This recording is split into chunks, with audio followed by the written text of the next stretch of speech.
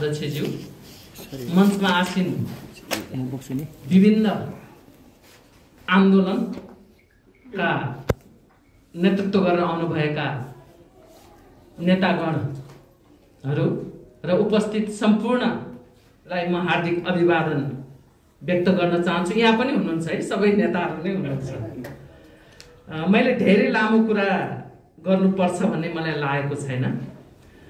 सबभन्दा पहिला त म के कुरा राख्न चाहन्छु भन्दाखेरि मेरो लागि यो क्षेत्र बिल्कुल नयाँ क्षेत्र हो। मैले काम गरेको क्षेत्र होइन, काम गरिरहेको म एउटा सचेत र यो देशको जिम्मेवार नागरिकको हिसाबले हरेक क्षेत्रको थोरै जानकारी राख्ने सचेत नागरिकले हरेक क्षेत्रको त केही न केही सूचना त राख्छ, त्यो हिसाबबाट छिपछिपे जानकारी मात्र राख्ने व्यक्ति हुँ।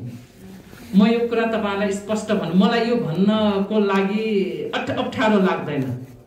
किन भन्दाखेरि हाम्रो चाहिँ कस्तो खालको प्रचलन भयो भने मन्त्री भएपछि, प्रधानमन्त्री, मन्त्री, अब नेताहरू भएपछि सर्वज्ञता ठान्ने, त्यसैले नै सबै बिग्रिया छ भन्छु। नजानेको कुरो सिक्ने हो, नजानेको कुरो त जान्या छैन भन्न पाउनु पर्यो नि त। त्यो भन्नलाई त अप्ठ्यारो मान्नुहुन्न र सानो पनि होइन। सिक्ने कुरो भनेको आफ्ना छोरी छोरा, नातिनी नाति यी सबैसँग पनि सिक्न सकिन्छ र सिक्नु पर्दछ भन्ने मान्यता हो। त्यस कारणले मेरो लागि यो ठाउँ अत्यन्तै नयाँ ठाउँ भएको कारणले नयाँ सिराबाट सुरु गर्नु पर्दछ र मैले प्रतिबद्धता के जाहेर गरेको छु भने हिजोको दिनमा यस क्षेत्रमा जसले जे काम, एउटा सकारात्मक काम राष्ट्रहित र जनहितको पक्षमा गरेको छ त्यो कामलाई मैले निरन्तरता दिन्छु। मेरो यो वचनबद्धता हो। यो कहिले गर्यो भनेर मैले हेर्दिन। जो कहिले गरेको भए पनि के गर्यो भनेर हेर्छु, राम्रो गरेको कुराहरूलाई निरन्तरता दिन्छु, त्यसको स्वामित्व म लिन्छु। म यति कुरा यहाँहरूको बीचमा राखेँ। र अहिले भर्खरै हाम्रो हलिया मुक्ति समाज को अध्यक्षज्यूले भन्नुभयो, म आफैले यो मन्त्रालय सम्हालेर आइसके पछाडि सबभन्दा पहिला सुरुकै 2 दिनमा दशैं त लागिसकेका थियो, तर अब यो आसन ग्रहणको लागि पनि मेरो चाहिँ सुझाव हो, लाइन लाएर आसन ग्रहण गराउनु पर्दैन। कोलाई कहाँ राख्ने हो, एउटा चाहिँ टाँसी दिनुस्, खुरो आउने बस्ने काम कार्यक्रम सुरु गर्ने, त्यसले पनि धेरै समय बचत गर्छ। हेर्नुस्, अब अहिले अलिकति छिटो छरितो ढङ्गले गएन भनेदेखि हामीले काम गर्न सक्दैनौँ। समय यति बलवान छ, हामीलाई पुर्दैन। हेर्नुस्, त्यो अगाडि गइसकेको हुन्छ। र यो क्रममा मैले 2 दिनमा नै सायद महिना लगाउँथ्यो होला, केही नभए पनि हप्ता 2 हप्ता लगाउँथ्यो होला ब्रिफिङ लिनको लागि। म प्रचार गर्न त त्यति चाहन्न हैन। म आफ्नो हिसाबले काम गर्ने र परिणाम निकाल्नु पर्छ भन्ने खालको मान्यता राख्ने भएको कारणले गर्दाखेरि सुरुको 2 दिनमै मैले मन्त्रालय र विभागको ब्रिफिङ लिइसकेको थिएँ। त्यस पछाडि आएर निरन्तर मैले सबैसँग चाहिँ मन्त्रालय विज्ञ, विशेषज्ञ, पूर्व सचिवहरू, डिजीहरू, पूर्व मन्त्रीहरू, यो मन्त्रालय सम्हालेका पूर्व मन्त्रीहरू र सरकारवाला सबैसँग चाहिँ पालो मैले उहाँहरूको कुराहरू लिने। हिजो के राम्रा प्रयासहरू भए, त्यो कामहरू गर्ने क्रममा कस्ता खालका समस्याहरू आए, काम गर्ने क्रममा चाहिँ चाहेर पनि हुन नसकेको कुराहरू के हो, योजना बनाएर थालनी गर्न नसकेको कुराहरू के हो, थालनी गरेर विविध कारणले हाम्रो मानसिकता के छ भने कोही गइसके पनि फलानाले गरेको भनेर त्यसलाई निरन्तरता नदिने बानी छ। त्यो कारणले गर्दाखेरि निरन्तरता काम थालनी भयो तर निरन्तरता पाएन। राम्रा काम छन् भने त्यो पनि के हो, यी सबै कुराहरू मैले लिने गरिरहेको छु, अहिले पनि निरन्तर लिइरहेको छु। यही क्रममा मैले अब हलियाहरूसँग पनि छलफल गर्नु हो, कसैले पनि मन्त्रालयमा आएर मागपत्र लिएर आउन नपरोस् भन्ने मेरो चाहना हो, कोही कसैले पनि। र त्यो हिसाबबाट म आफैले खोजे कतिपय कुरा मेरो जानकारीमा नभएको कारणले छुट्ला, तर मेरो त्यो नियत होइन। यसरी बुझिदिनु पर्ला, यसलाई जानकारीमा आएन छ, यसले थाहा पाएन छ, त्यसकारण हामीले थाहा दिनुपर्छ भन्ने हिसाबले सोचिदिनु होला। मेरो विनम्रतापूर्वक आग्रह त्यो हो। र हलियाहरूलाई मैले बोलाइ नै सकेका छु, उहाँहरूसँग कुराकानी गर्ने अब यो कमैया कमलरीहरूसँग सुकुम्बासीसँग केही मेलो कुरा भइ पनि सकेको छ। यसलाई पूर्ण रूपबाट चाहिँ कुरा गर्ने भन्ने खालको चाहिँ भएको छ। र त्यो कुरा गर्ने क्रममा मैले सबैलाई के आग्रह गरेको छु भन्दाखेरि मौखिक रूपबाट भन्दाखेरि आखिर मान्छे नै हो। अब यो समयको चापले यो सबै कामको दबावले कति सम्झन सकौँला र त्यसकारण लिखित रूपमा मलाई दिइदिनुस् के कामहरू भए के गर्न बाँकी छ, समस्याको चुरो कारण के हो, त्यसका समाधानका उपाय के हुन सक्छन्, यी सबै कुराहरू लिखित रूपमा दिनुभयो भनेदेखि हुन्छ भन्ने हिसाबले मैले त्यो कामहरूको थालनी गरिसकेको छु। निरन्तर गरिरहेको छु। काम यो लिने काम पनि गरिरहेको छु, सँगसँगै कार्ययोजना पनि बनाइरहेको छु। सँगसँगै यो सकौँला अनि गरौँला भन्दाखेरि हामीसँग समय छैन। एकातिर अब यहाँ विभिन्न खालका कुराहरू भइरहेको छ। अर्ली इलेक्सनका कुरा पनि आछन्, दुनियाँ चिज छन्। साँच्चै भन्ने हो भने यहाँ सबै पार्टीसँग सम्बद्ध नेताहरू हुनुहुन्छ। त्यसकारण पार्टीको स्वार्थ र सस्तो लोकप्रियताको लागि काम नगरौँ। मैले तपाईँहरू आफैले म गरेर सोचौँ भनेर सबैलाई विनम्रतापूर्वक आग्रह गर्छु। मुख्य कुरो देश र जनता भन्दा ठुलो केही पनि छैन, कोही पनि होइन, हामी आफू पनि होइन, पार्टी पनि होइन। देश रहे न नेपाल भन्ने रहे, नेपाल कम्युनिस्ट पार्टी रहला, एमाले रहला, माओवादी केन्द्र रहला, नेपाली कांग्रेस सबै पार्टी भनौँ न रहला। नेपालै भन्ने रहेन भनेदेखि त के रहला र कति पेचिलो अवस्थामा हामी छौँ त्यो साथ मैले यहाँहरूलाई भन्नु पर्दैन। यहाँहरू सबै नेता हुनुहुन्छ। त्यस कारणले गर्दाखेरि राष्ट्रहित र जनहितको पक्षमा राखेर र त्यसको लागि हुने आर्थिक व्यवहारदेखि लिएर समग्र पक्ष मसँग अहिले अब समय छैन भन्न पनि मलाई मन लाग्दैन। त्यो मन लाग्ने खालको मान्छे परेन। तर मैले चाहिँ पहिले भनेको थिएँ 1 घण्टा भनेको थिएँ मजदुरको काम, त्यसमाथि पनि बलुवा मजदुरको काम भएको कार्यक्रम भएर मैले 1 घण्टा होइन आधा घण्टा थप्छु 1.5 घण्टा भनेर छुट्याएको थिएँ। कार्यक्रम ढिलो भयो, त्यस कारणले सकिन, किनभने चाप त्यस्तै छ। त्यो चाप पनि के हो भने 5 वर्ष भइदिएर एउटा हुन्थ्यो। मैले भनिहालेँ समय हामीसँग छैन। गठबन्धन सरकार छ, विभिन्न चाहिँ मान्छेको विभिन्न इन्ट्रेस्ट, पार्टीका आफ्ना इन्ट्रेस्ट, सबै आफ्ना कुराहरू भएको कारणले गर्दाखेरि यसलाई थोरै समयमा पनि परिणाम निकाल्ने गरेर केही काम गर्नु पर्दछ भन्ने हो।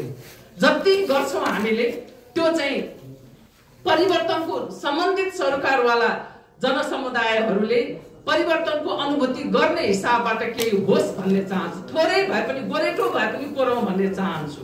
र म तपाईहरुलाई आश्वस्त र विश्वस्त के चाहिँ गर्न चाहन्छु भन्दाखेरि म जे गर्छु राष्ट्रहित र जनहितकै पक्षमा गर्छु। यदि गर्न सकिन विभिन्न कारणले गर्दा अर्कालाई दोष त म लाउँदिन, मै असक्षम भन्ने ठान्छु। यदि गर्न सकिन त्यो अहिले भन्ने कुरा गर्न सकिन भनेर अहिले नि प्यासिफिस्टिक कुरा गर्ने कुरो त भएन। फेरि पनि यदि त्यो स्थिति आयो भने नराम्रो काम गर्न दिन्न र गर्दिन। यति मेरो तपाईहरु प्रतिको वचनबद्धता हो। त्यसको लागि कहीं कतै मेरो नाम कसरी बेच्न लागेको छ भनेदेखि कागले कान लग्यो भनेर कागको पछाडी नदौडौनुस्, कान छाम्नुस् र मसँग आउनुस्। यस्तो भएको छ, यो कुरा आएको छ, के हो भनेर मलाई मसँग नै तपाईहरुले गर्नु। सडक भट्टी र अन्य ठाउँमा चिया पसलहरुमा चाहिँ कुराकानी नगर्नुस्। मेरो यति विनम्रता। हाम्रो त्यो बानी भएको छ। पत्र पत्रिकामा के आयो त्यसैको पछि दौडने, यसो भयो रेको पछाडी अरेको पछाडी दौडने बानी भएको छ। त्यतातिर चाहिँ नजानुस् भन्ने हो। अब अहिलेको स्थिति कस्तो छ भने जसले जमिन जोतेको छ उसको नाममा जमिन छैन, घरबासै पनि छैन। अब जसले जमिन माथि टेकेकै छैन उसैको चाहिँ जमिन छ। स्थिति त्यो न हो। यो स्थितिलाई अन्त कसरी गर्ने? त्यही कारणले गर्दाखेरि हामीले लामो संघर्ष गर्यौं, निरन्तर युद्ध गर्यौं, आन्दोलन गर्यौं। निरन्तरको चाहिँ आन्दोलन, युद्ध आन्दोलनबाट यो संविधान हामीले जारी गर्न चाहिँ सफल भएका छौं। साच्चै भन्ने हो भने 2004 सालदेखि 2072 सालसम्म नेपालको इतिहासमा हामीले 7 वटा संविधान जारी गर्यौं। 7 वटा संविधान मध्ये 4 सालको संविधान त कार्यान्वयनमा आउन सकेन विभिन्न कारणले गर्दाखेरि। जति पनि कार्यान्वयनमा आएको संविधान छ त्यसमध्ये यो संविधान सभाबाट जारी भएको संविधान प्रगतिशील छ। यसमा पनि हाम्रा थुप्रै कुराहरू छन्। हामीले चाहेको अनुसार कुराहरू लिपिबद्ध भएको छैन। कतिपयलाई यही कुरो चाहिँ बढी भएको थियो, कतिपयलाई यो कुरो पुगेको थिएन। जसले साँच्चै पीडमा रहेका जनताहरू माथि पुगोस्, आफ्नो मालिक आफै बनोस् भन्ने चाहेको थियो उसलाई यो पुगेको छैन। जसले जनता भनेको रैती हो भन्ने ठानेको थियो, उनीहरूलाई दिने हो, हामी मालिक हो भन्ने ठानेको छ। उनीहरूलाई त यो संविधानमा भएका कुराहरू बढी भएको थियो। स्थिति यो न हो। जे होस्, यो सम्झौताको दस्तावेजको रूपमा आएकै भए तापनि यो संविधान सापेक्षतामा हामीले गरेको आन्दोलन, हाम्रा सबै कुराहरूको चाहिँ हिसाबबाट पूर्ण नभए तापनि सापेक्षतामा यो प्रगतिशील छ। यसमा अब मुक्त कमैयादेखि लिएर धेरै कुराहरू, धेरै अधिकारहरू यहाँ लिपिबद्ध गरिएको छ। यसमा भएका कुराहरूलाई कार्यान्वयन मात्रै गर्न सके पनि धेरै हुन्छ भन्छु। हामीले लेख्छौँ संविधान देशको मूल कानुनदेखि लिएर अरू थुप्रै ऐनहरू, नियमावलीहरू, कार्यविधिहरू, निर्देशनहरू थुप्रै बनाउँछन्। त्यति मात्र होइन, नेपाल संयुक्त राष्ट्र संघको सदस्य राष्ट्रको हैसियतबाट चाहिँ नेपाल राज्य पक्ष भएर थुप्रै सन्धि, महासन्धि, अभिसन्धिहरूमा हस्ताक्षर पनि गर्छौँ। अब नेपालको सन्धि ऐनले यस्ता चाहिँ सन्धि, महासन्धि, अभिसन्धिहरू नेपालको कानुन सरह हुने त्यति मात्र होइन, यो राष्ट्रिय कानुन र अन्तर्राष्ट्रिय यस्ता सन्धि महासन्धिका प्रावधानहरू एक आपसमा बाजिएको खण्डमा बाजिएको हदसम्म चाहिँ अब अन्तर्राष्ट्रिय प्रावधानहरू लागू हुने यस्ता कुराहरू पनि छ। त्यो कति व्यक्ति आफ्नो ठाउँमा होला, तर त्यो त छ नि त। गर्छौँ, हामीले बाहिर गर्छौँ, एयरपोर्टमा आएर त्यो पोका तिले थन्काइदिन्छौँ, सम्झाउँदैनौँ हैन। के सम्झेर चाहिँ अब मागी खाने भाँडो भनौँ कि अब यो पदमा बसेर कति भन्न हुने कति भन्न नहुने आफ्नो ठाउँमा छ। वास्तविकता त्यही हो। हामीले महिलालाई, मजदुरलाई, दलितलाई, हलिया, कमैया हैन, यी सबैलाई देखाएर हामीले चाहिँ लिने साधन मात्रै बनायो। वास्तविक रूपबाट जे गर्नुपर्ने हो त्यो हामीले गर्न सकेका छैनौँ। राष्ट्रिय कानुनकै कुरा गर्ने हो भने पनि संविधानदेखि लिएर अन्य थुप्रै कुराहरू, सर्वोच्चका निर्देशनात्मक आदेशदेखि लिएर थुप्रै कुराहरू भएका छन् विभिन्न क्षेत्रहरूको लागि, तर त्यो कुरो कार्यान्वयन हुन सकेका छ त भन्दाखेरि सकेको छैन। भएका कुरालाई मात्रै कार्यान्वयन गर्न सकेको खण्डमा पनि धेरै हुन्थ्यो भन्छु। अब बिना योजना चाहिँ मुक्त गरिदिनेछ, अनि त्यसपछिबाट यता पनि छैन, उता पनि छैन, हिजो भएको कुरो पनि छैन।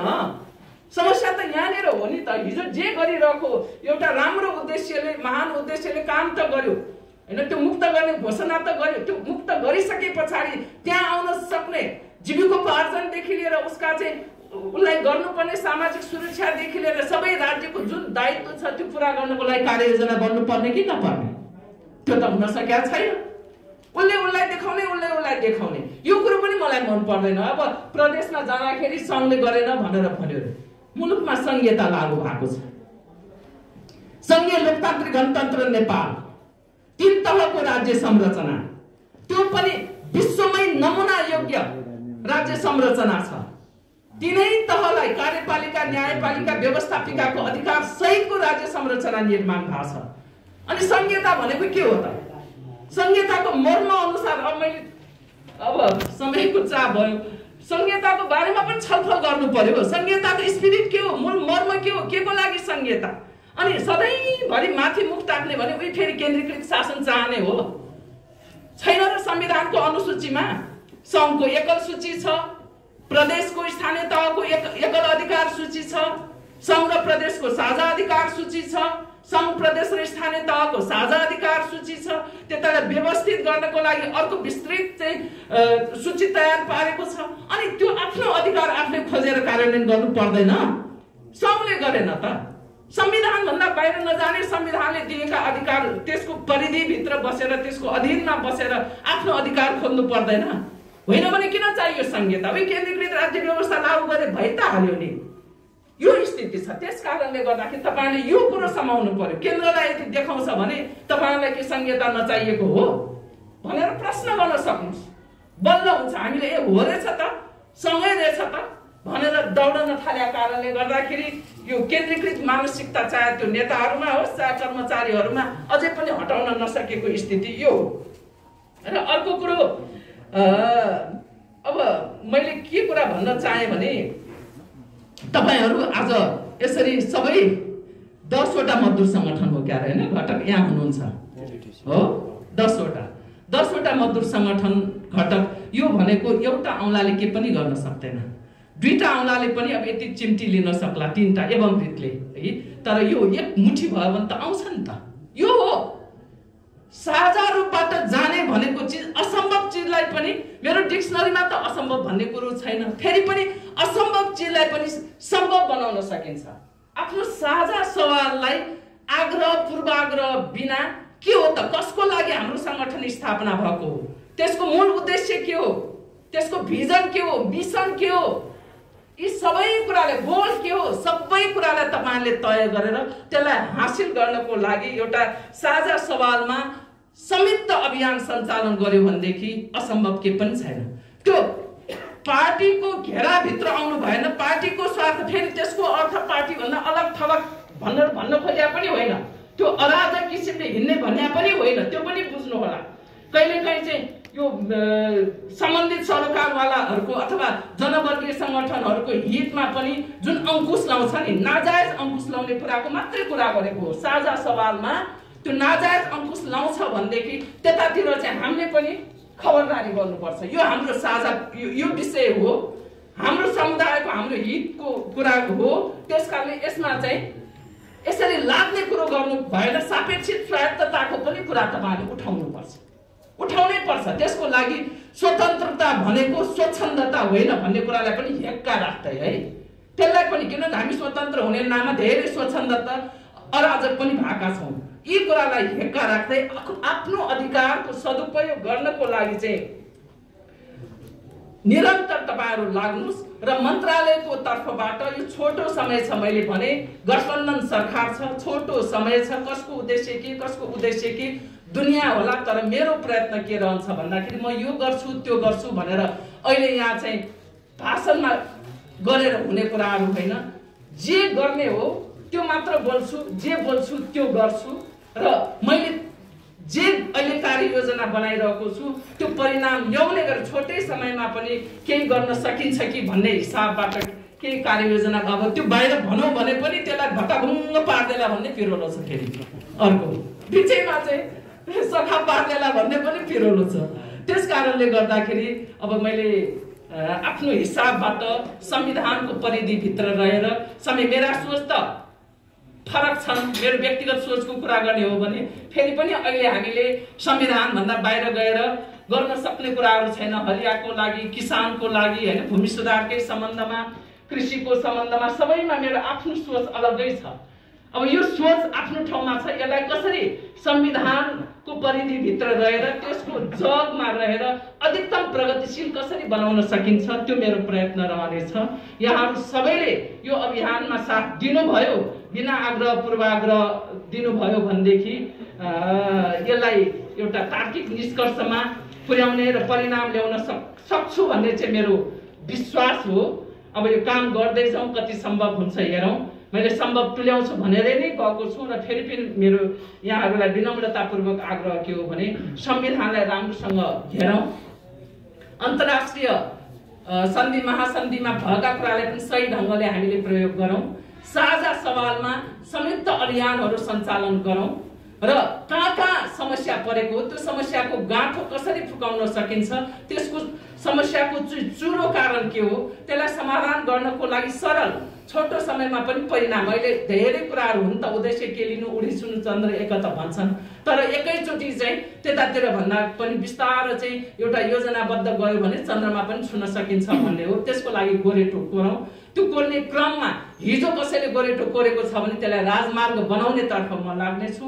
छैन कहीँ कतै केही पनि छैन भने एउटा धर्सो भए पनि कोर्ने प्रयत्न गर्नेछु भन्दै तपाईहरुको यो एक्सपिरियन्स शेयरिङ मिटिङ चाहिँ सफल रहोस् भन्ने शुभकामनाका साथ मेरो भनाइ यही अन्त गर्न चाहन्छु। तपाईहरुलाई मैले अलग अलग पनि मैले थाहा नपाएको छ भने मलाई चाहिँ सम्बन्धित तपाईहरुले चाहिँ भनिदिनु होला, यो समुदाय पनि छ है तपाईको मन्त्रालयसँग सम्बन्धित भन्ने हो भनेदेखि मैले सबैसँग बोलाएर यी कुराहरू लिन्छु भन्ने वचनबद्धताका साथ आफ्नो भनाइ यही अन्त गर्न चाहन्छु। हस्त।